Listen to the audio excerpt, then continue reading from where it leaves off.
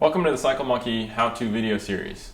I'm Neil, founder of CycleMonkey, and today I'll take you through the sprocket change process for the Rohloff SPEEDHUB. You'll need this process if you want to replace a worn sprocket, if you want to change to a different size sprocket to get a different gear ratio, or if you want to change to a belt drive system. Before you get started, you'll need a few tools and some supplies. You need the Rohloff sprocket removal tool, an adjustable wrench, a 14mm fixed box wrench, or a vise to clamp the tool perch on the sprocket removal tool. You also need a chain whip or Pedro's vise whip, which is our preferred tool. Some grease to lubricate the threads on the sprocket, and a dental pick or a small flat blade screwdriver to clean out the tool perch on the hub. We have all these supplies available for purchase at the CycleMonkey web store.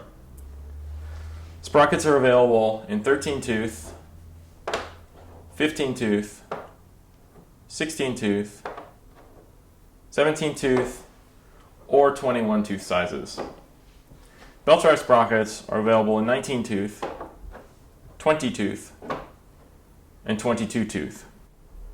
To get started, you'll take the wheel out of your bike and remove your quick release skewer or the threaded nuts on the drive side of the axle if you have a threaded axle version of the hub. Locate the tool perches in the center of the sprocket and use your dental pick or flat blade screwdriver to clean out any dirt that may be in those notches so that the sprocket removal tool will have a nice secure fit. Attach the sprocket removal tool to the hub and then secure it with your quick release skewer or your drive side axle nut. It's important to make sure that this tool is well secured so that you don't damage the hub when you go to take the sprocket off.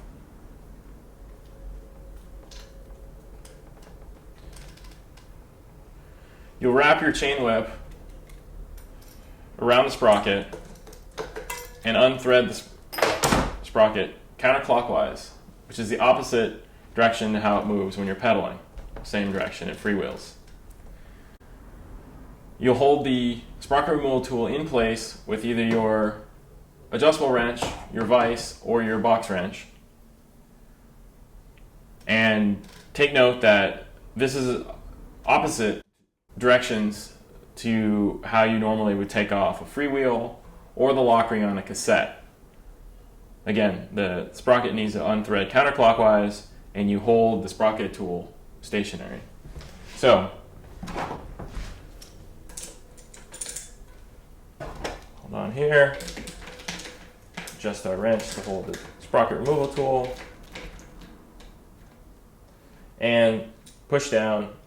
You can unthread your sprocket and lift it away from the hub. Note that pedaling causes the sprocket to tighten into place, so expect that it will take some muscle to get that to break free. Once you've got the sprocket off, if you're trying to address a worn sprocket issue, note that all but the 13-tooth size sprockets are symmetric. So if you haven't already done so, you can flip the sprocket over and use the opposite side to double the life of the sprocket. The 13-tooth sprocket is asymmetric with the sprocket teeth on the outside in order to move the chain away from the hub shell and keep it from scraping against the shell. That results in the 13-tooth sprocket needing to be replaced every time the teeth on one side have worn. If you're switching to a belt drive setup, you'll need the belt drive adapter part. Note that it has a smooth flange on one side, just like the chain sprocket, as well as a threaded side on the opposite side, which will accept the gate sprocket.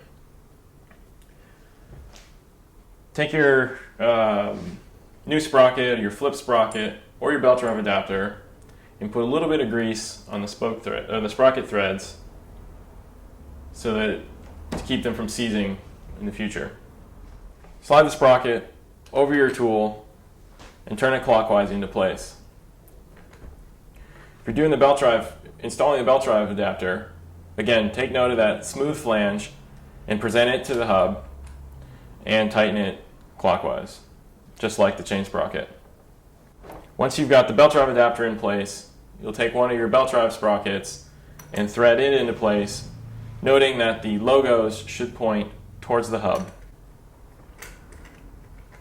If you get this installed backwards, the sprocket teeth will be too far outboard and will scrape your dropout, and the wheel's not going to spin freely. Once you've gotten your sprocket tightened on there, you can grab onto it with a rag, give it a firm snug, and then take your sprocket removal tool back out and reinstall the wheel in your bike. The first time you go to pedal, the sprocket will tighten firmly into place. You might feel a little bit of give that first moment that you apply pressure to the pedals, but after that, the sprocket will be fully seated and it will not continue to move. That's all there is to this. If you have any further questions, if you've damaged the tool perch in your hub and need to get that repaired, or you're interested in any of our SpeedHub overhaul services, please feel free to contact us.